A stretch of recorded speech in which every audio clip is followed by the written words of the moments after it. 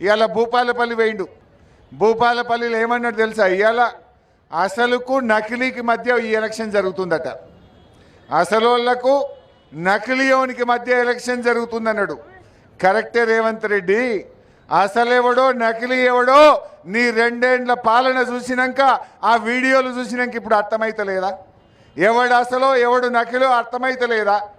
కేసీఆర్ 2000 ఇస్తా అంటే ఇచ్చిండు, 10,000 రైతు బంధు అంటే ఇచ్చిండు, కళ్యాణ లక్ష్మి అంటే ఇచ్చిండు, కేసీఆర్ కిట్ అంటే ఇచ్చిండు, రైతు బీమా అంటే ఇచ్చిండు, మంచి నీళ్ళు ఇస్తా అంటే ఇచ్చి చూపించిండు.